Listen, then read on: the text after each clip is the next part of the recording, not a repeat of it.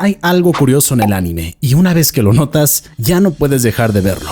El protagonista casi siempre empieza perdiendo. No es el más fuerte, no es el más talentoso, muchas veces ni siquiera pertenece al mundo en el que vive. Y aún así, sabemos que eventualmente va a llegar a la cima. Y lo más raro de todo es que, aunque ya lo hemos visto una y otra vez, sigue funcionando. Sigue enganchando, sigue haciendo que queramos ver otra vez la misma historia. Soy Brandon Martínez de Unichannel y hoy vamos a hablar de uno de los tropos más usados en el anime y por qué, lejos de agotarse, parece que cada vez funciona mejor.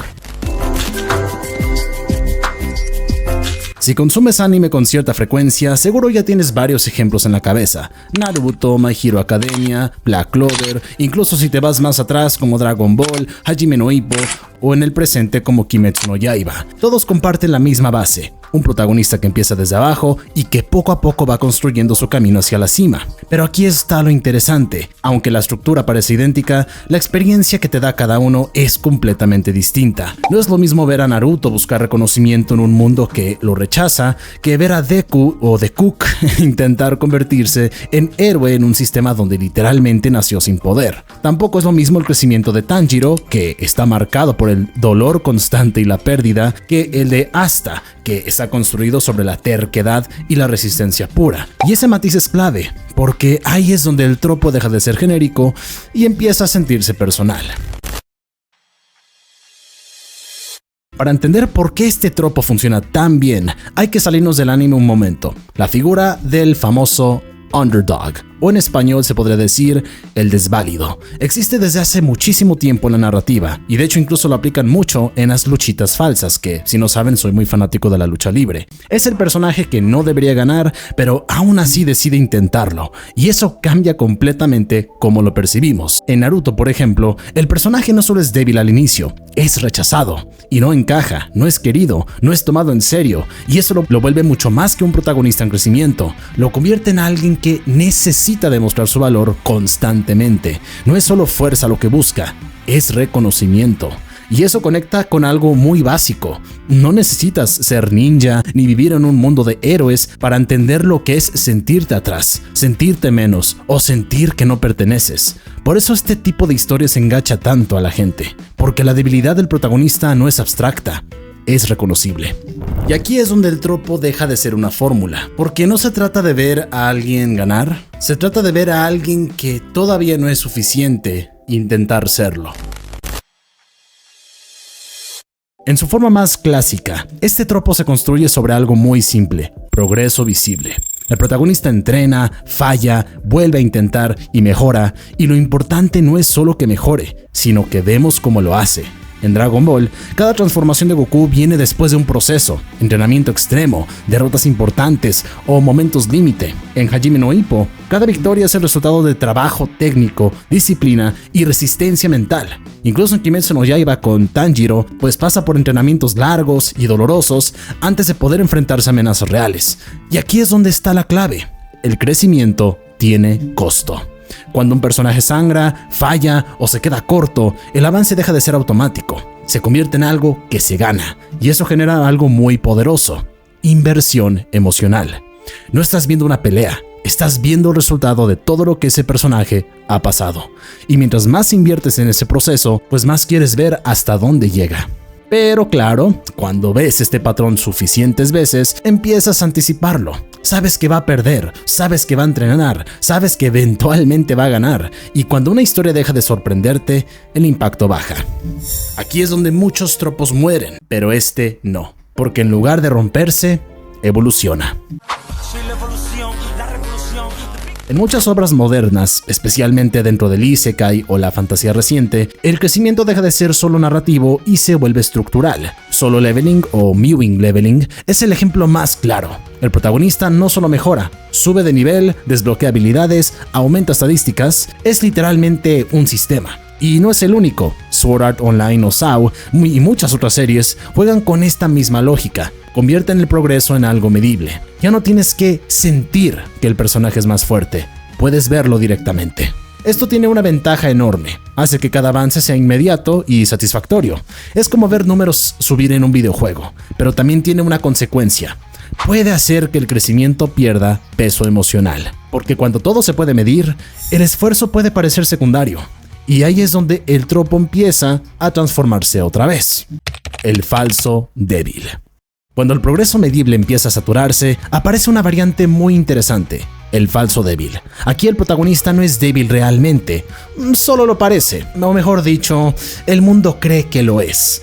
Un muy buen ejemplo es One Punch Man con Saitama. Él ya es muy fuerte desde el inicio, está rotísimo el cabrón. No hay progresión en poder, el conflicto no es físico, es existencial. Está aburrido, desconectado, sin propósito. En Mashle, por ejemplo, el protagonista vive en un mundo donde la magia define todo, pero él no tiene magia, y aún así rompe el sistema con pura fuerza física. Este tipo de historias no eliminan el tropo, lo reinterpretan. Siguen partiendo de una desventaja, pero la convierten en una ilusión. Y eso cambia completamente la experiencia. Ya no estás esperando que el protagonista mejore, estás esperando que el mundo entienda que estaba equivocado. Pero incluso eso tiene un límite, porque si todo se trata de subvertir expectativas, eventualmente eso también se va a volver predecible. Y aquí es donde algunas historias hacen algo más arriesgado, rompen completamente la promesa del tropo.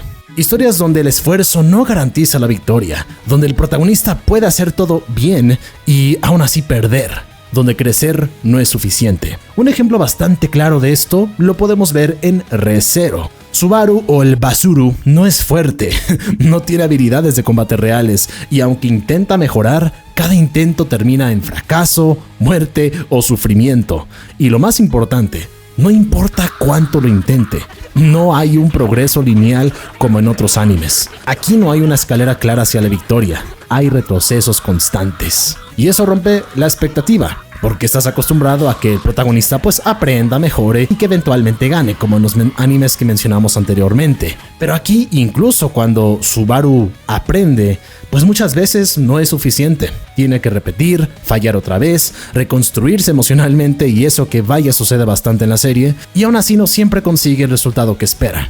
Este tipo de enfoque es menos común, pero cuando aparece se siente mucho más pesado, porque rompe algo que llevamos asumiendo durante años, que el esfuerzo siempre vale la pena. Y cuando eso no pasa, pues la historia se vuelve incómoda, pero también más real. Ahora, hay otro ángulo que no siempre se menciona. Este tropo no solo funciona narrativamente, también funciona comercialmente, que es algo muy importante a la hora de hablar de un manga o de una obra. Si no tiene éxito, pues ¿para qué se hace? Las historias de progreso son fáciles de serializar. Puedes extenderlas por arcos, introducir nuevos retos, escalar enemigos, añadir power-ups sacados por el culo. Es una estructura perfecta para publicaciones largas como las de revistas semanales. Además, permite algo clave: retención. Siempre hay un siguiente nivel, un siguiente enemigo, una siguiente meta. El espectador no solo quiere ver qué pasa, quiere ver hasta dónde llega. Y eso es oro puro para el anime y el manga. Si juntas todas estas versiones, el clásico, el moderno, el falso débil y el que rompe la fórmula, te das cuenta de algo. El tropo no funciona porque sea siempre igual, funciona porque puede cambiar. Puede ser una historia de esfuerzo, de sistema, de sátira o crítica, pero en todas sus formas mantiene el mismo núcleo. Alguien empieza desde una desventaja y la historia gira alrededor de eso. Desde el lado oficial, sabemos que muchos autores construyen a sus protagonistas desde la desventaja para generar empatía. Eso está documentado en múltiples entrevistas, especialmente pues en los casos como el autor de Naruto. Pero cuando hablamos de por qué conecta tanto con el público, entramos en interpretación. Puede ser una proyectada, puede ser una tremenda proyectada que tenga la persona con el prota, puede ser inspiración o simplemente una estructura narrativa efectiva. Y probablemente sea todo al mismo tiempo.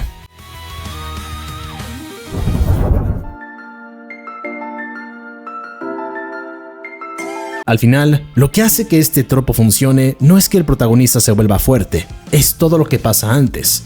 El proceso, el esfuerzo, las veces que falla, las veces que no es suficiente. Porque en el fondo, no estamos viendo una historia de poder, estamos viendo una historia de transformación. Y mientras eso siga siendo algo con lo que podamos conectar, pues este tropo no va a desaparecer. Va a cambiar, va a evolucionar, va a reinventarse. Pero siempre va a volver al mismo punto, a alguien que empieza desde abajo. Y la pregunta que mantiene todo en movimiento: ¿qué tan lejos puede llegar?